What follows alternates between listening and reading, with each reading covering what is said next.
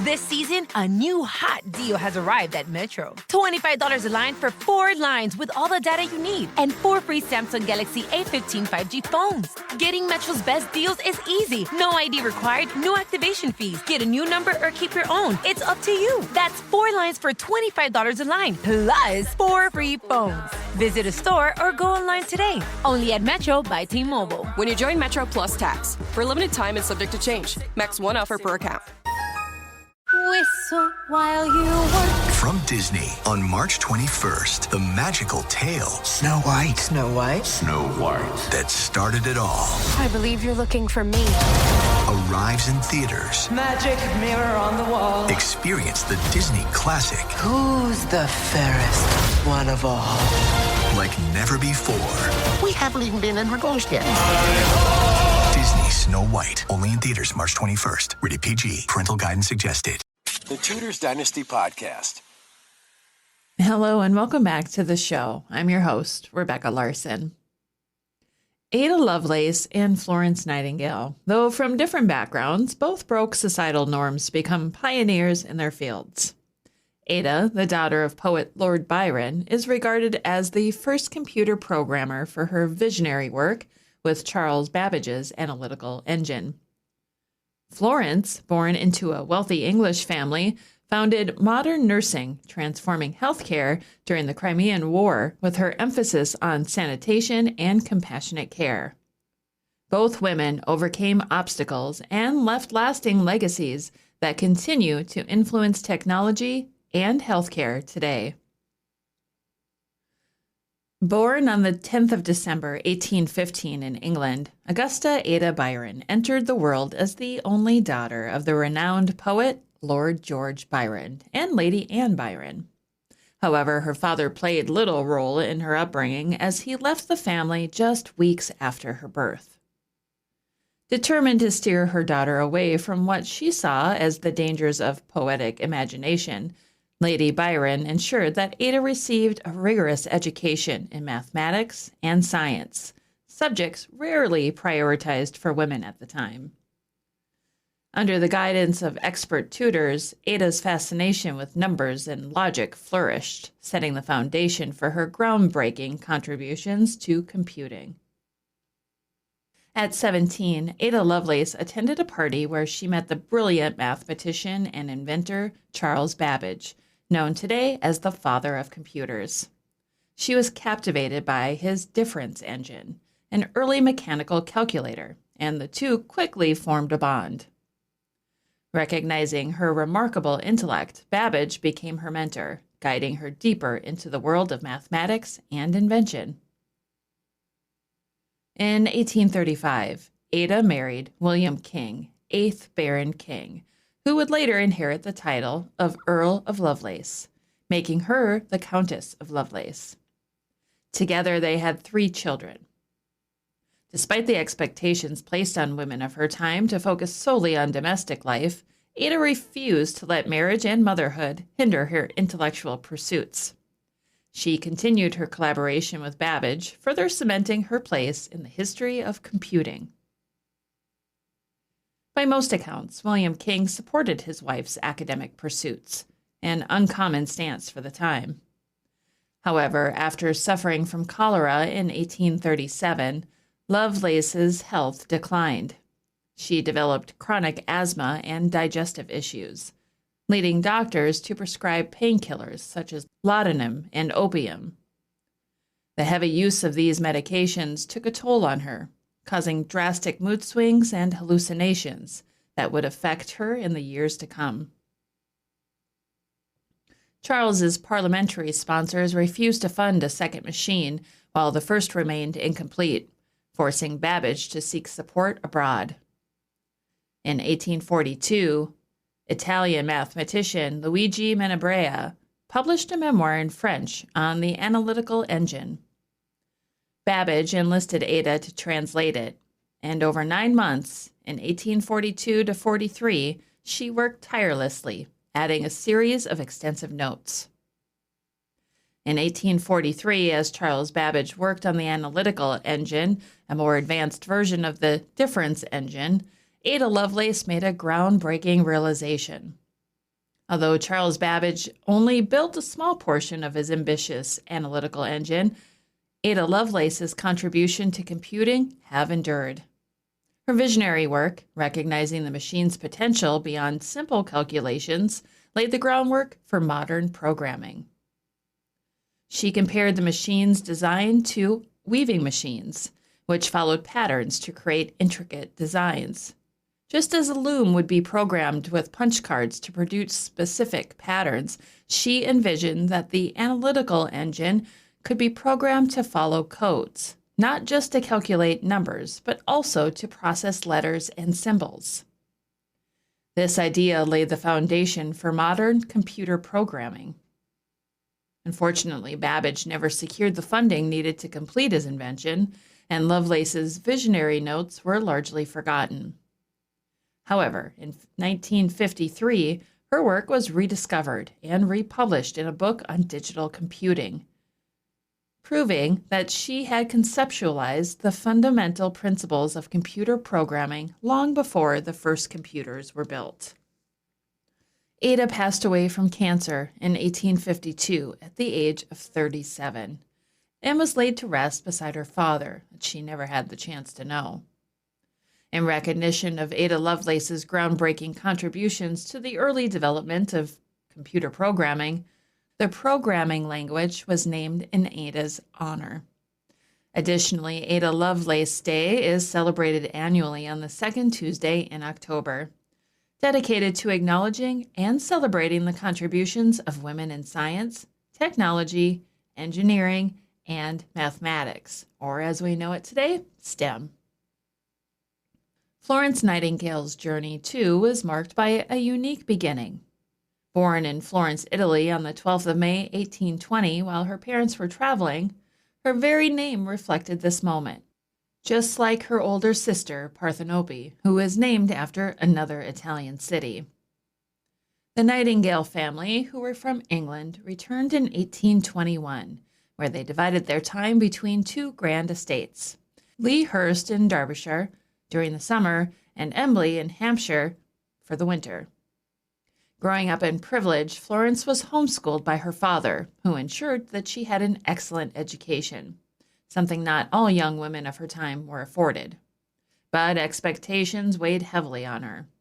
As the daughter of a wealthy family, she was expected to marry well and settle into the life of a proper English lady. Yet from a young age, Florence felt an undeniable pull towards something greater. In her teenage years, she experienced what she described as a calling from God, an unshakable sense that she was meant to serve those in need, the poor, the sick, the suffering.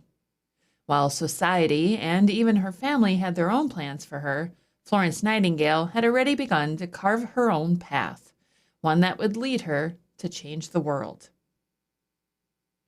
Despite the low status of nursing as a profession at the time, Florence Nightingale was determined to pursue her calling. When she told her parents of her ambitions, they were horrified.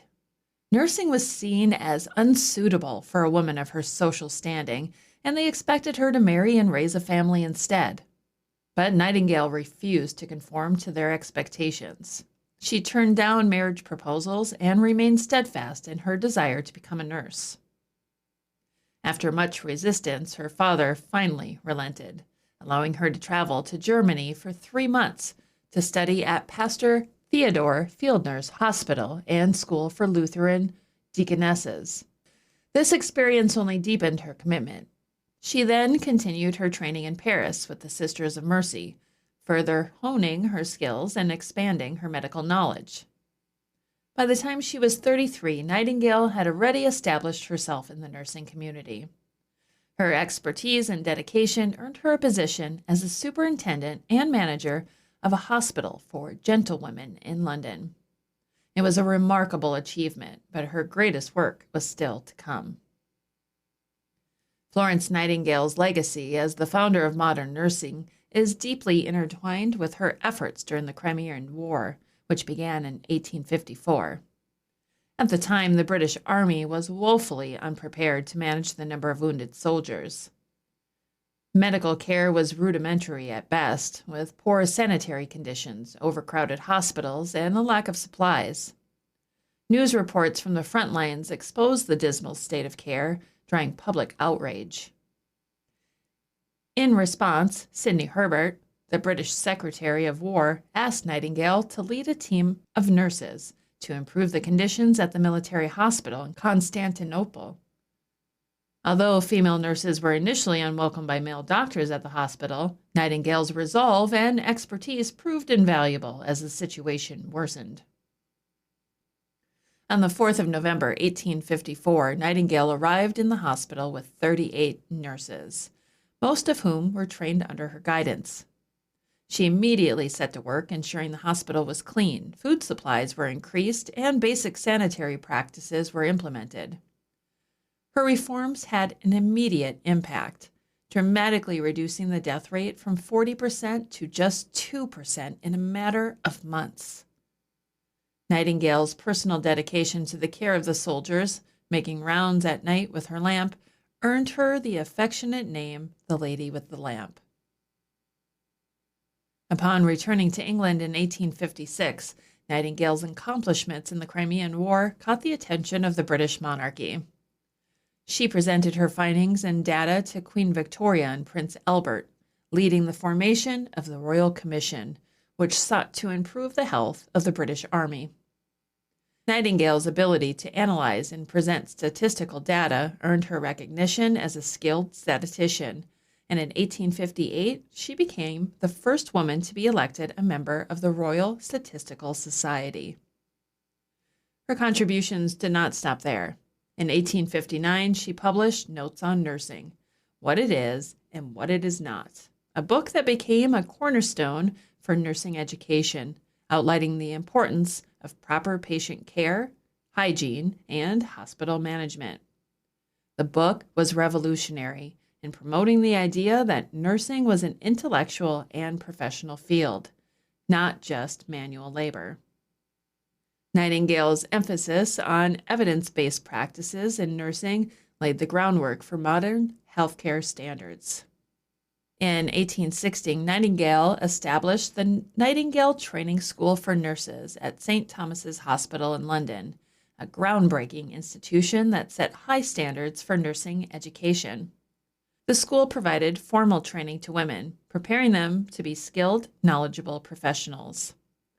Nightingale also worked to reform hospitals, advising on hospital design and organization, and emphasizing the importance of sanitation, ventilation, and nutrition in patient care.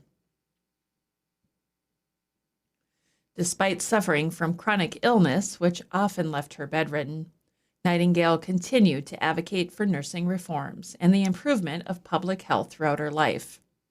Her work earned her international recognition, and she became a key figure in the global movement for the advancement of healthcare. Florence Nightingale passed away on the 13th of August, 1910, at the age of 90, but her influence continued long after her death. In recognition of her pioneering efforts, the International Committee of the Red Cross established the Florence Nightingale Medal in 1912. This prestigious award, given to outstanding nurses worldwide, honors her legacy in nursing. Furthermore, International Nurses Day, celebrated annually on her birthday, acknowledges the contributions of nurses everywhere. In 2010, the Florence Nightingale Museum at St. Thomas's Hospital in London reopened to commemorate the centenary of her passing. Ada Lovelace and Florence Nightingale's contributions reshaped their respective fields and left a huge mark on history. Ada's groundbreaking work in mathematics and computing laid the foundation for modern programming, while Florence's innovations in nursing transformed healthcare practices worldwide. Despite the challenges they faced as women in their time, both broke barriers, and their legacies continue to inspire generations. Their stories remind us that dedication, vision, and perseverance can change the world, no matter the era or the obstacles in the way. And that concludes another episode of the Tudors Dynasty podcast. Thank you so much for listening. If you love the show and would like to show your support, consider becoming a patron over on Patreon. That's patreon.com/Tudors Dynasty. Over there, you'll get commercial-free episodes, early access, and some patron-exclusive content as well. If you would prefer to show your support in another way, head on over to my website, tudorsdynasty.com, and click on the shop to see some of the new merchandise that I have available. Thank you so much for listening. Until next time. The Tudors Dynasty Podcast.